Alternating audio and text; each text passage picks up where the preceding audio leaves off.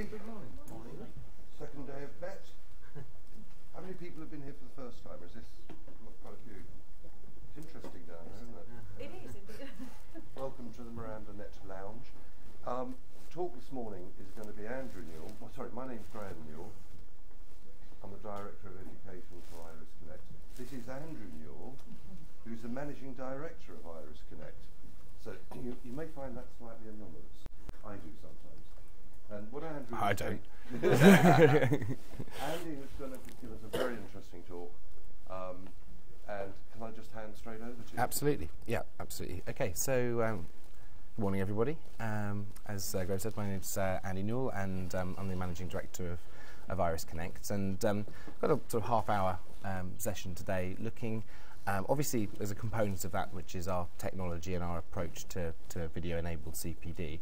But actually, the main focus and the rationale behind it is actually to give you some kind of an overview of the background of the development of it and the educational research and rationale that sits behind why we built it in the first place. So for me, the story kind of goes back to a project that I was working on at the University of Sussex called InStep.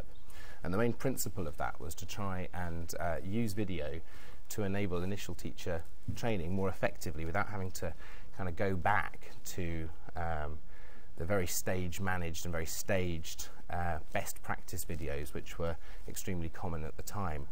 I think some of the students on the course referred to those videos as Stepford children going off task on cue, which was quite a sort of, there wasn't a sense of authenticity around the use of those kind of videos. So we wanted to use things that were real and authentic. So we built a network to allow lessons to be beamed in real time back to the University of Sussex, where students could sit, talk about the lesson in real time without interfering with the lesson dynamic, and actually sort of co-construct knowledge about the lesson, but under the support, or with the support of their tutor, their PGCE tutor. So we saw some really interesting learning dynamics that came out of that, and the task that came from that project was actually to turn it into something that schools could afford to invest in to develop and support the development of their own staff.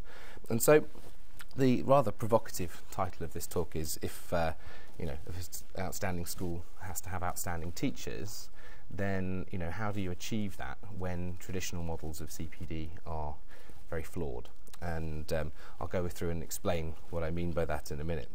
So if you're looking to support rapid development within a school or a whole education system, I would suggest that the best sort of focus of your resources is on the low-hanging fruit, the things that give you the biggest return on investment for your time and your energy.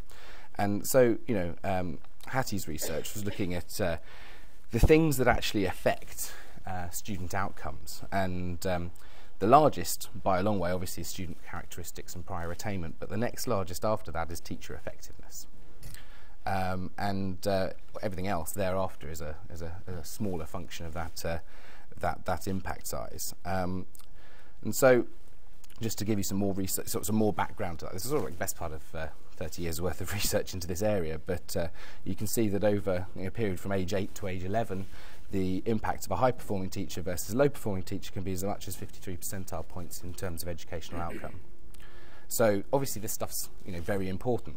But there is a pitfall, and this is something that I think our education system, and certainly a number of schools in this country, are falling into, which is that given that data about the effectiveness or the importance of an effective teacher, we're falling into a trap which is focusing too narrowly just on human capital. So that's just the individual skills, knowledge and experience of a particular teacher. And of course the logical way to address that is to say, okay, well, we're going to have a really rigid accountability framework, and we're going to use lesson observation to measure teachers' effectiveness, and we're just going to recruit and retain the best teachers. But the question that I ask in that situation is, where's the room for creativity, for risk-taking, for teachers to explore and develop their own skills, and is it really scalable and sustainable system-wide to take that kind of approach?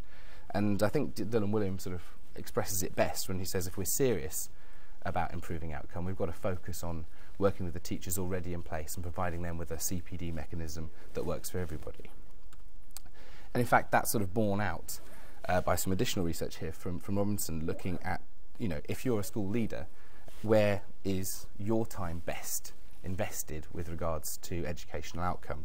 And in his research is demonstrating very strongly that engaging and promoting and also creating a sustainable culture for CPD within an organisation is by far the most effective use of your time as a school leader.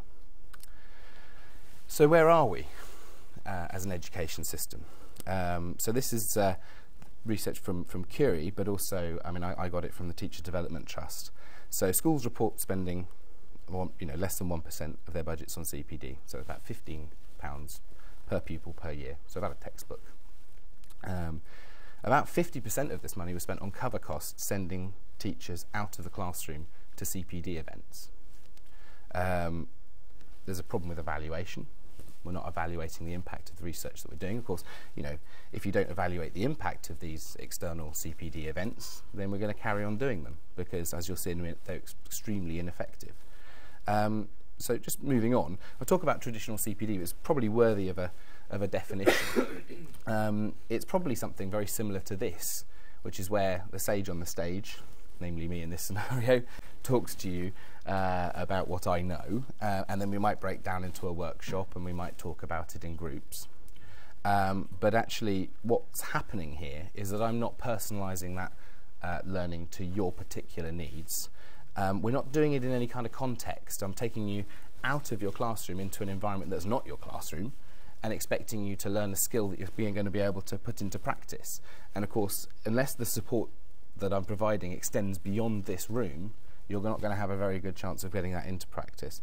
And the other thing, of course, about that whole process, it disempowers you. If you're feeling like something is not for you and it's something that's not going to have an effect, you're not going to be empowered by that scenario.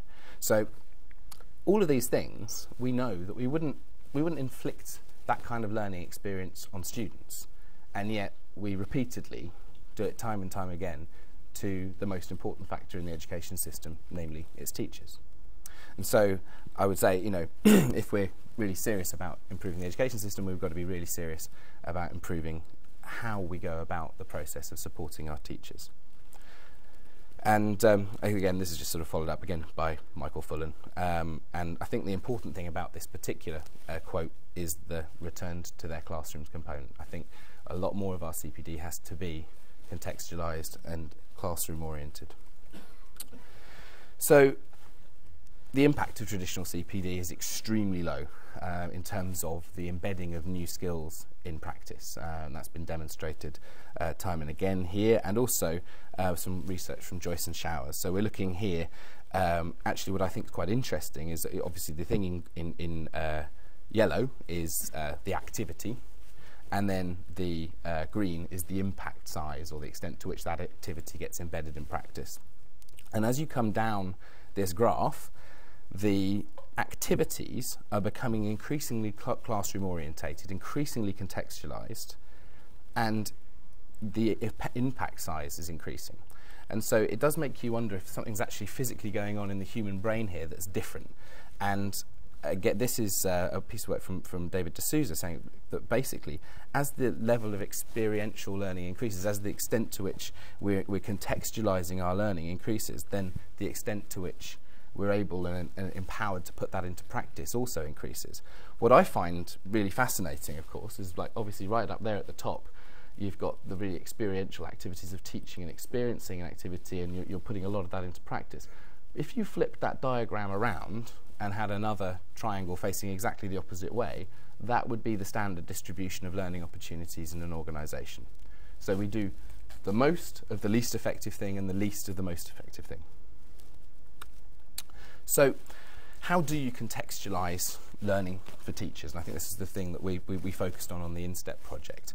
Now, for teachers, what appears to sort of sit at the kernel, or sit at the core of those experiential activities are things like modelling, seeing a teacher who knows what they're doing in practice, in their classroom, and learning from what they do. Observation, the process of having someone come in and see your lesson and provide you with some feedback, and then obviously using that as the core of a professional dialogue to actually sit there and talk about practice. Now, that all comes under the banner within the education system of lesson observation. Now, traditionally, that's been associated with sort of a performance management activity, but we're saying you need to start using that as part of a coaching activity too. So there's some real challenges with traditional lesson observation in schools, and this is what we basically exist to try and address. Firstly, you put someone in the room, the lesson dynamic changes. It's just human nature. You put multiple people in the same room, then you've dramatically changed the impact on that lesson dynamic.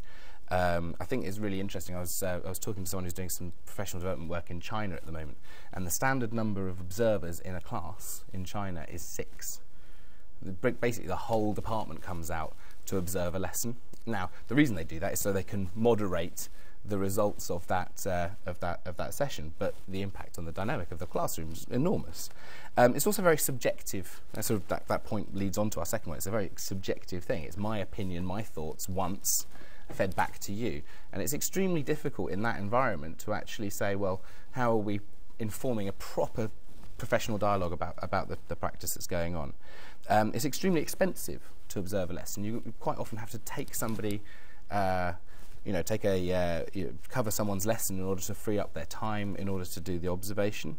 And because you don't have a shared record of that, sometime later, maybe 2 or 3 days later in some circumstances, we'll sit down, find a bit of time in our timetables to talk about the lesson observation. It's dim in everybody's memory, and that can lead to some conflict. So that's sort of really critical to try and sort of resolve those issues. But I think one of the other things that I'm very keen on is that we try and use lesson observation as a tool to empower teachers and to provide teachers with the ability to support each other's growth. And historically, there's that duality of purpose that can be quite dangerous.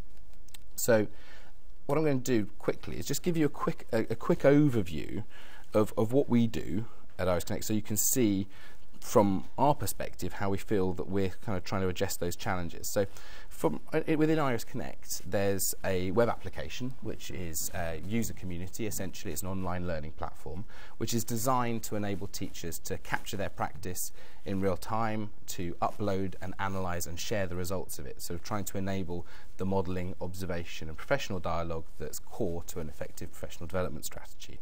So you can do this in 2 ways. Firstly, there's a live view camera which basically acts a little bit like a video conferencing system and allows you to observe in real time from somewhere else what's going on in a classroom and provide that teacher with real time feedback. So I'll give you a quick example of that. This one's going to link out, hopefully, to our office, and you'll see sort of appearing on the left hand side of the screen in a moment, apparently not on this machine, the live view from the classroom, and then you've got a position where you can make notes and provide some feedback to the teacher on the right. But what I'll do is I'll quickly show you what it's like to review a video. It's exactly the same. Very slow going on here. Yeah, it's not a happy laptop. So I've got my whiz-bang super quick laptop over there that doesn't have any problems with this, but it doesn't have a VGA connection, sort of a little bit too advanced for the system that you're putting into. Oh, good. So the basic. Rebooting mine, you have to refresh it the entire time. Oh, good. I So. get the oldest machine, you realise. And then I have to use it in situations like this. Excellent. But anyway, so let me just wait for that to carry on. I'll just give you a quick overview of the way it works. Everybody who uses Iris Connect has got their own unique username and password. And what kind of sits? Oh, hello, hello. Right. So here we've got an image from our office, and what you can do is, as you're observing the lesson, you can make notes on the left and add a comment. That comment's added to the timeline of the video, so it's like kind of like you're annotating the video. You're providing a script that sits alongside the video, linked to the timeline of it. I can click on this button just here on the left, and I can actually talk to the teacher in real time in their earpiece. We're using sort of a live coaching model. The other thing that you can do is you can actually use a whole series of other tools, but what I'm going to do, actually, I'm going to show you those tools over a video playing back from the system. So everybody in the system's got their own library, and that library is something that's searchable by user. So if I click on there,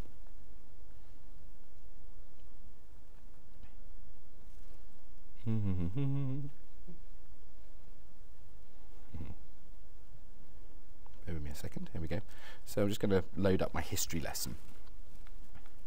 And obviously the nice thing is that you build up this kind of rich library of videos that you've been involved with, so you can go in and search and find a video that's relevant to your needs. You might be looking at sort of questioning strategies, so we just search questioning, find a lesson, and it's either my lesson that I delivered last year and I'm reflecting on that, or it might be a colleague who shared their lesson with me and I can look at their particular questioning strategies too. So what you've got on the right here is you've got all of those sort of rich comments that you can be deployed on the timeline. So you can say, you can add notes at particular points, but this is not loading. This is driving me nutty. I'll show you on another laptop. Sorry. Bear with me one sec.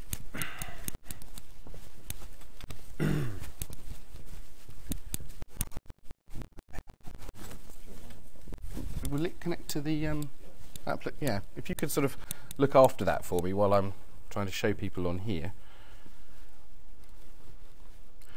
So this is a laptop that's working well.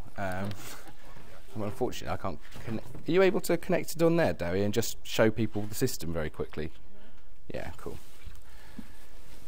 What I'll do in the meantime is I'll just give you a quick overview of the impact, so what's actually going on with Iris at the moment. So at the moment we've got something like 200 lesson observation videos being uploaded every day into the application, and so those videos are being reviewed. People are modelling and observing each other and talking about practice to the tune of around 3,500 teachers per day. And if you were to try and achieve those same kind of interaction through traditional lesson observation, it would be costing the education system currently around £140,000 a week in terms of lesson observation and cover costs. But what's really powerful from our perspective is that, you know, those 3,500 teachers are probably working with around 200 students each per year, per week, and so you start coming into a situation where 700,000 students in the UK are potentially getting a slightly better lesson this week because teachers and schools that are using Iris Connect are benefiting from effective professional development activities. Are you able to? Is it the router? Yes. One of the fun things about having a cloud-based system is that occasionally a little router will go down, and then you'll be in a more difficult situation. Try this one more time. Okay, so what shall I'll tell you what, I'll move on to some questions, and then hopefully you'll be able to see it in a second as well.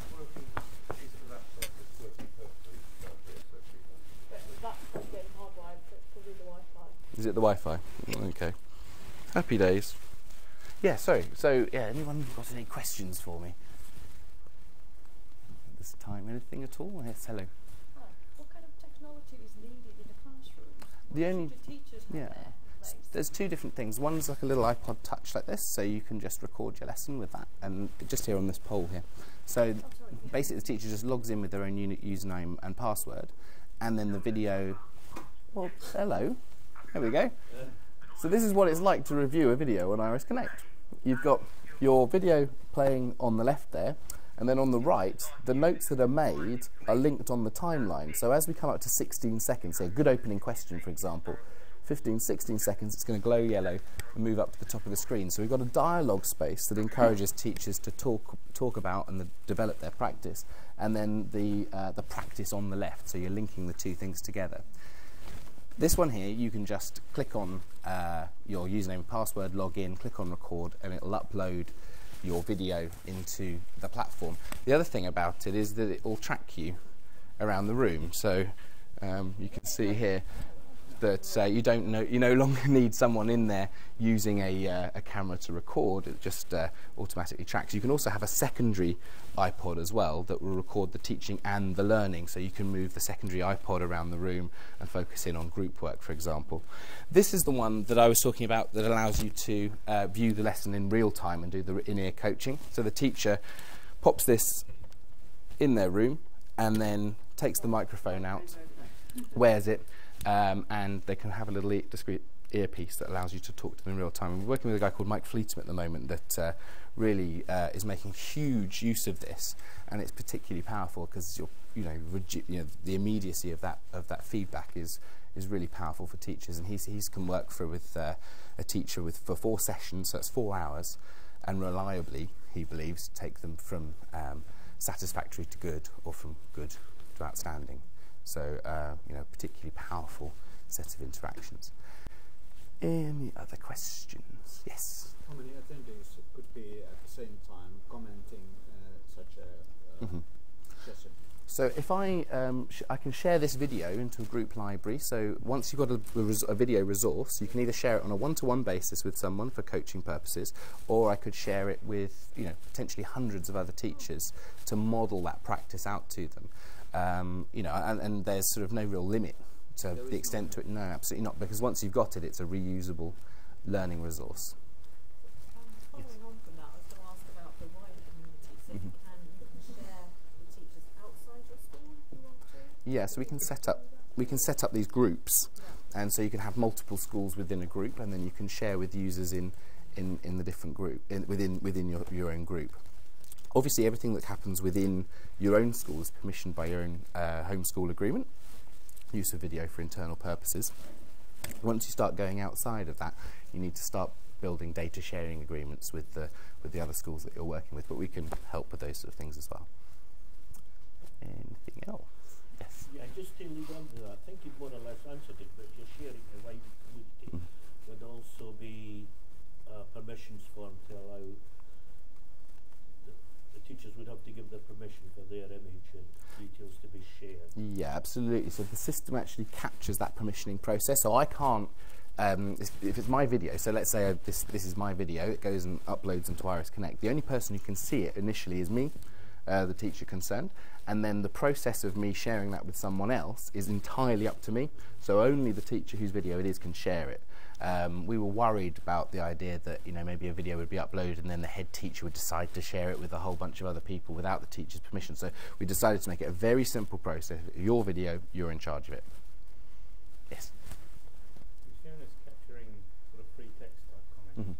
Can you structure the data capture so you are asking particular assessment type questions? Absolutely, yes you can. So what I can do here is I've got instruments, which is another way of capturing data. So we can go through and we can, for example, look at teacher location, and this is something that allows a teacher to physically count the number of times that they move from the front to the back or the left to the right. So in this case, I'm at the front of the room, so I can capture the amount of time that I'm spending in that place. The other things that I could do, for example, are question types, so I can reflect on the types of questions that I'm asking. So I can go through and count up all my open questions versus closed questions and report on them. So it's very simple for me to be able to see how I'm structuring my various classroom activities. The other thing that you can do is you can build a pro forma, so you can deliver, you know, that kind of structured question set. So I can go through and say, for example, I can either pull in the school's standards to which I'm working, and the idea is that you turn that into something that teachers own rather than something that's imposed on them, and they can go through and capture sections of the video, actually tag sections of video to the response. So you can say, for example, yes, I am using effective questioning, and here are some examples of me doing it. And the other thing you can do is build a lesson plan in there. So you can show the various stages of your lesson and actually capture those stages of the lesson to the form. It's not loading because we've got no internet in here, but it's basically the same kind of tool that you get within kind of SurveyMonkey or similar, where you can just very quickly create your own form and then tag sections of video to the form. So someone receives the form and they can click on the video links to see the various sections of practice. But, you know, from our perspective, what we're trying to do is we're trying to create an environment where we're taking what research shows to be the effective interactions, but make it scalable. And that's the key for us, is make it simple and scalable for teachers to use. The wonders of internet. I wish I could show you a bit more about it. Any other questions? Anything else that, yes? I just wanted to draw people's attention to the effect of the mic, because probably you won't be aware that actually we've found the mic added to the video makes such a difference when you play back to whether you can hear things or not. And it's very good in classrooms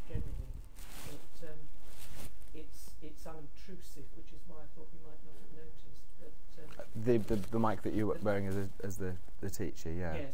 Well, I mean, one of the problems that people have had in capturing lesson videos in the past is you put a microphone on the camera, set it at the back of the room, and all you hear are the students that are sitting immediately next to the camera.